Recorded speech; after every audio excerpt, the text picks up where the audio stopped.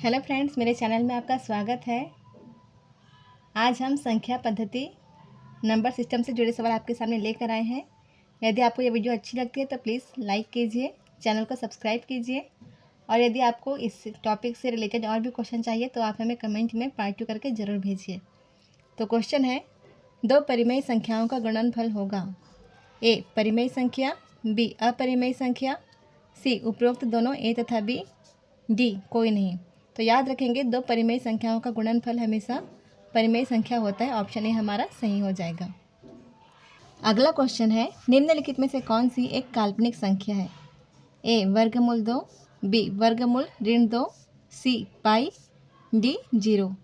तो यहाँ पर वर्गमूल 2 काल्पनिक संख्या नहीं है और यहाँ पर वर्गमूल ऋण 2 ये काल्पनिक संख्या है और इसी तरह पाई ये काल्पनिक संख्या नहीं है और ये 0 भी काल्पनिक संख्या नहीं है। तो यहाँ पर हमारा ऑप्शन बी सही हो जाएगा। ये एक काल्पनिक संख्या है, वर्गमूल ऋण 2।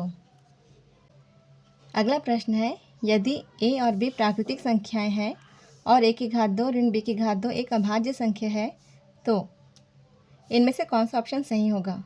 तो यहाँ पर ए और बी प्राकृतिक संख्याएं हैं। प्राकृतिक संख्या में 1, 2, 3 से लेकर कोई भी हो सकता है। तो हम ए बराबर मान लेते हैं, ए को बड़ी संख्या मानेंगे और बी को छोटी संख्या मानेंगे। ठीक है, तो ए बराबर हम 3 लेते हैं मान लो और बी बराबर हम 2 लेते हैं।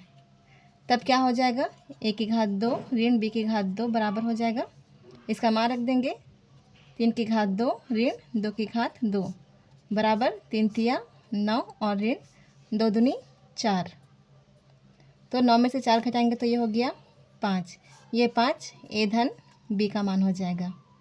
इसी तरह हम ये फर्स्ट हम देख लेते हैं, इसी तरह हम सेकंड भी देख लेते हैं। इसमें भी हम ए का मान को बड़ा लेंगे तो ए बराबर हमने 5 मान लिए हैं और बी बराबर हम 4 मान लेंगे। तो इसको भी हम देख लेते हैं, ए की घात 2 ऋण बी की घात 2 बराबर 5 की घात 2 ऋण 4 की घात 2। तो ये हो जाएगा 5 पंचे 25 ऋण 4 चौक 16। तो 25 में 16 घटाएंगे तो यहाँ पर हो जाएगा 9। इसी तरह ये 9 भी ए और बी का मान हो जाएगा। तो इस तरह से हम देख लेते हैं, ए की घात 2 ऋण बी की घात 2 बराबर ए धन बी, ऑप्शन ए सही हो जाएगा। ऑप्शन ए सही होगा। यहाँ पर हम देख सकते हैं, ए की घात 2 ऋण बी की घात 2 बराबर ए धन बी। यहाँ पर भी ए की घात 2 ऋण बी की घात 2 बराबर ए धन बी। तो इसी तरह ऑप्शन ए सही होगा। अगला क्वेश्चन है, दो पूर्णांकों का योग हमेशा रहता है। पूर्णांक संख्या, पूर्ण संख्या, भिन्न संख्या या कोई नहीं।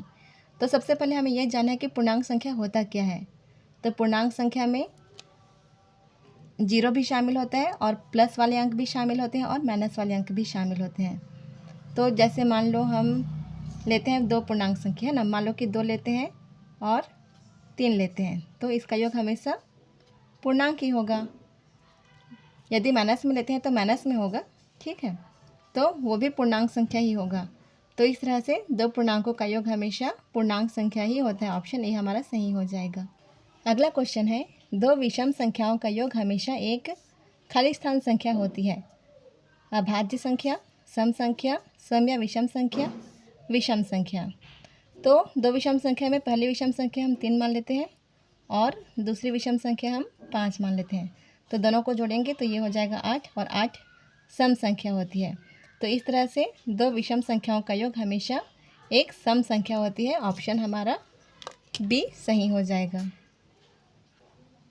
अगला क्वेश्चन है, यदि n और p दोनों विषम संख्याएं हैं तो निम्नलिखित संख्याओं में से कौन सी संख्या सम होगी? ऊपर में हम देखे थे कि दो विषम संख्याओं का योग हमेशा एक सम संख्या होता है। तो यहाँ पर ये n + p, इसका योग हमेशा सम संख्या होगा। ऑप्शन बी हमारा सही हो जाएगा।